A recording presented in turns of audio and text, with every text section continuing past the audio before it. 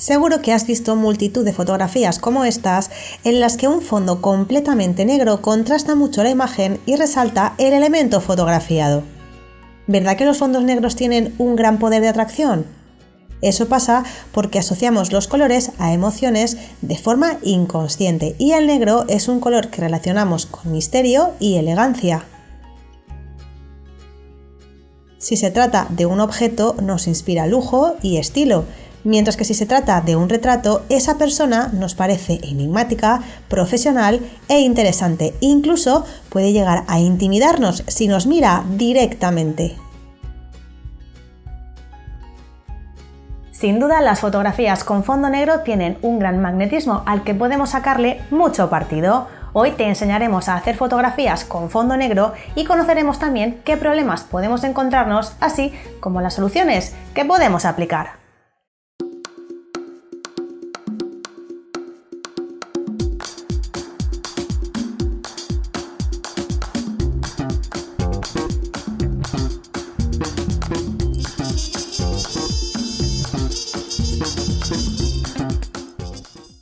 Utilizar un material oscuro como fondo negro puede ayudarnos a conseguir aquello que buscamos, pero ojo, porque hay que saber cómo trabajar con él. Fíjate y verás, porque este suele ser el error más habitual que se suele cometer la primera vez. Si alguna vez lo has intentado o lo has pensado, seguramente hayas colocado una tela, una cartulina o lo que hayas encontrado de color negro y lo hayas situado justo detrás del objeto o sujeto a fotografiar, ¿verdad? Y a lo mejor el resultado ha sido este. Desde luego, como punto de partida no está mal, pero como ves el fondo no es uniforme, de hecho no es del todo negro, sino gris y presenta diferencias de iluminación por los pliegues y arrugas del propio material. Con una foto como esta no te queda más remedio que irte a edición y tratar de pintar de forma homogénea el fondo para que se perciba como algo completamente uniforme. El problema es que si no eres un auténtico crack del procesado, es posible que el resultado no sea del todo bueno. ¿Y si hemos disparado nuestras tomas con un fondo negro, por qué no hemos obtenido el resultado deseado? Pues muy fácil, porque antes de disparar tus tomas debes tener en cuenta estos aspectos sobre iluminación. Aunque parezca mentira que el fondo sea negro, no es lo más importante para lograr un fondo de este color. Nos ayuda, pero como acabas de ver, no siempre es suficiente. Esto es porque cuando fotografiamos un objeto debemos considerar la existencia de dos iluminaciones. La iluminación del primer plano, que se controla con el diafragma, y la iluminación del fondo, que se controla con el tiempo de exposición. Veámoslas por separado. Cuanto más cerrado esté el diafragma, más oscuro se verá el primer plano, o bien más intensidad requerirá la luz de la que dispongas para iluminar correctamente. ¿A qué se debe esto? Pues al número F que elijas. Como sabes, este número hace referencia a la abertura física del diafragma, es decir, al diámetro del orificio que dejan las palas. Cuanto menor es el número F, mayor es el orificio, es decir, mayor es la apertura del diafragma y por tanto más luz entra en nuestra cámara. Y viceversa, cuanto mayor es el número F, menor es el orificio que dejan las palas y por tanto menor es también la apertura del diafragma, lo que se traduce en menos luz entrando hacia nuestra cámara.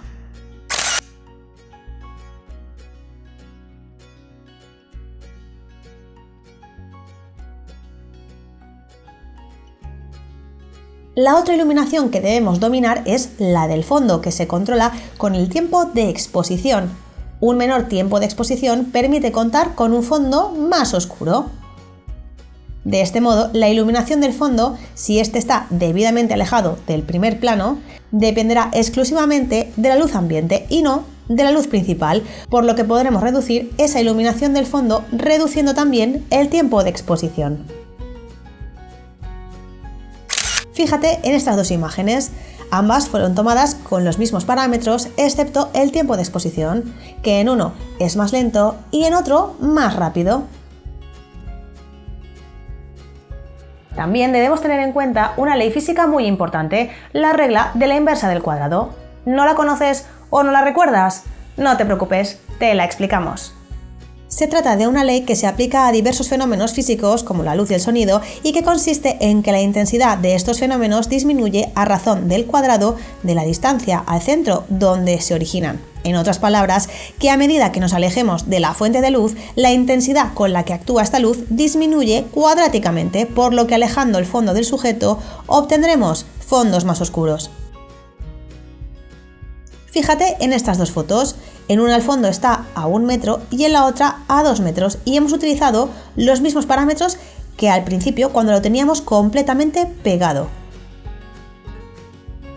Lo bueno es que esta regla se puede aplicar a cualquier tipo de iluminación, ya sea natural, continua, del flash integrado o del flash externo, por ejemplo. Por lo tanto, si has cometido el error habitual de colocar el fondo justo detrás del objeto o sujeto fotografiado bien pegadito, pues difícilmente habrás conseguido el fondo negro que esperabas, porque la luz principal está llegando a ambos planos a la vez y tendrás que alejarla todo lo posible.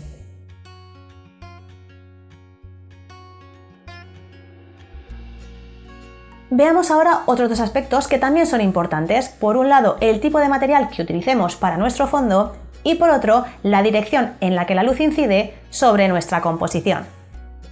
Cuando contamos con un gran espacio donde hacer nuestras fotos, podemos separar mucho el sujeto y el fondo y no preocuparnos tanto de los detalles, pero si disponemos de un espacio reducido, vamos a tener que escoger muy bien el fondo. En primer lugar, debemos pensar en el tamaño del fondo, porque no será lo mismo fotografiar una flor que una persona de cuerpo entero, por ejemplo. Debes conseguir un fondo donde el sujeto u objeto quede completamente delimitado dentro de él. Este puede ser una tela, un cartón, un papel, un vinilo, una pared, etc. Lo importante es que sea lo más oscuro y opaco posible, es decir, que no pase la luz a través de él.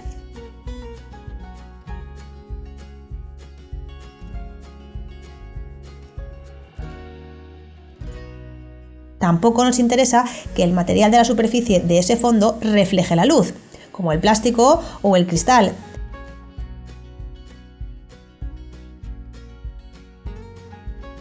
Siempre es mejor que sea un material mate.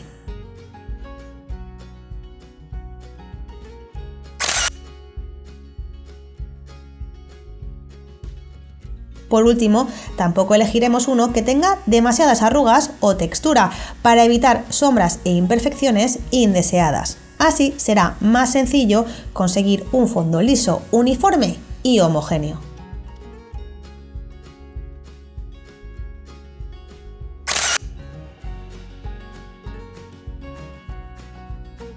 El otro aspecto a tener en cuenta es la dirección con la que la luz incide sobre nuestro elemento fotografiado. Es mejor que no incida de forma frontal sobre lo que queremos fotografiar. ¿Por qué? Pues muy sencillo, porque si la luz incide frontalmente alcanzará tanto al elemento fotografiado como al fondo, contaminándolo de luz. Sabiendo que la luz se propaga en línea recta, tendrás que jugar con ella colocándola a 45, 90 o 60 grados del elemento fotografiado,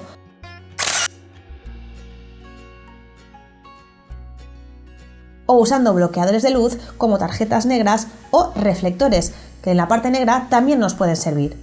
Todo depende del espacio que tengas. Cuanto menos espacio, más trampas vas a tener que usar.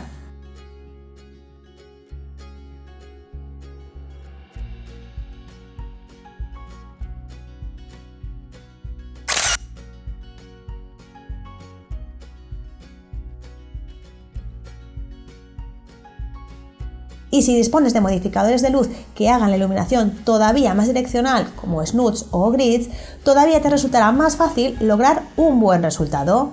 Puedes utilizarlo incluso caseros. Fíjate en este que hemos creado solamente con una cartulina enrollada alrededor de la bombilla. Y la diferencia se nota bastante.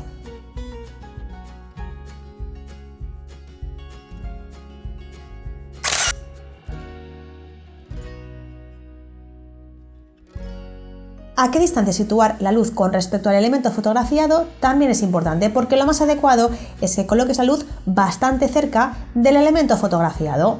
Para ello, por ejemplo, utilizaremos aquí un anillo de luz y verás la diferencia muy claramente.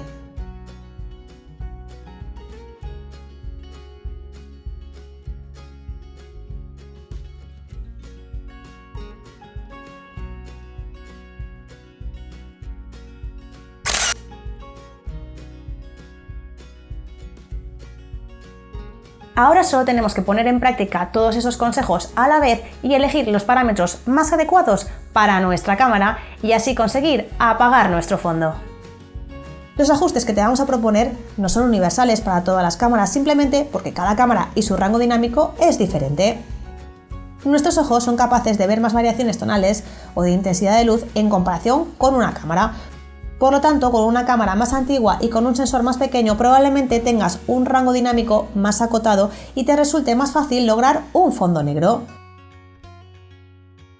Mientras que si cuentas con una cámara último modelo de gama muy profesional, capaz de captar mucha más información tonal, te resultará quizá un poco más difícil. En general, los ajustes ideales serían, por tanto, los siguientes. Si tienes un fondo negro, utilízalo, pero recuerda que te interesa un material opaco y mate que no haga reflejos. Separar todo lo posible el fondo del primer plano, evitando que la luz llegue hasta él. Tratar de que la fuente de luz principal no incida de forma frontal para evitar que contamine el fondo. Acercándola más al elemento fotografiado si es posible.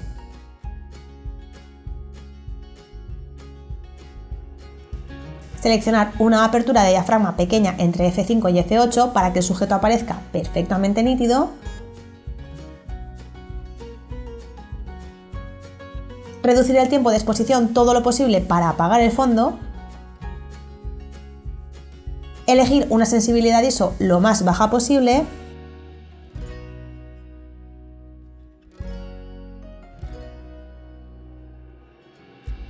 Utilizar el modo de medición puntual para que se mida la luz justo donde se encuentra el elemento fotografiado y oscurecer todavía más el segundo plano de la toma.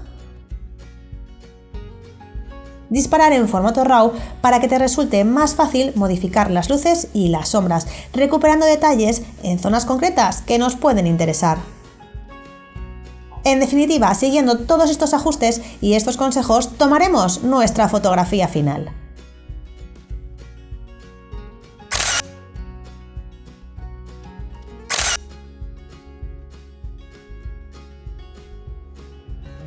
Si has seguido todos los pasos que te hemos dicho durante todo el fototip, seguramente ya habrás obtenido un fondo bastante oscuro. Pero si quieres obtener un negro más profundo, entonces tendrás que hacerlo a través del revelado y el procesado de tus fotografías. Sea con el programa que sea, Lightroom, Capture One, Photoshop, nos interesa sobre todo ajustar sombras y negros, para obtener un color negro perfecto si no tenemos zonas iluminadas en el fondo. Podemos utilizar la herramienta contraste para aumentarlo, aunque trabajarás de forma más precisa creando una capa de ajuste de curvas. En Photoshop, por ejemplo, podrás trabajar en una capa de ajuste las diferentes zonas de luces y sombras de forma independiente y corregir mejor los valores tonales de tu captura manualmente. La forma rápida y eficaz de ajustar el rango tonal de tu imagen es esta. En el panel de propiedades de curvas verás en el lado izquierdo 3 cuentagotas. Haz clic en el de arriba. Ese es el que controla los negros. Ahora haz clic en tu fondo. De esta manera le estás diciendo a Photoshop que el fondo es el negro más negro de la imagen.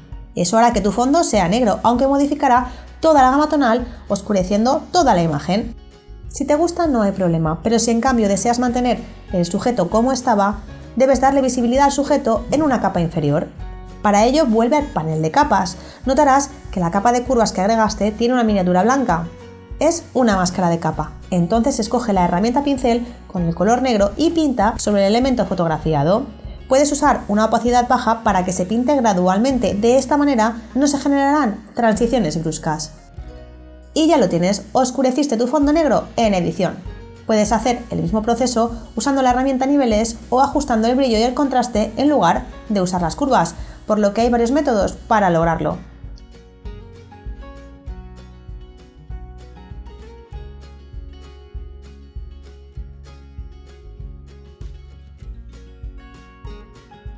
Por último, si existen puntos brillantes, arrugas iluminadas o imperfecciones, podemos usar las herramientas de reparación y clonación de las que dispongamos para eliminarlas de la imagen.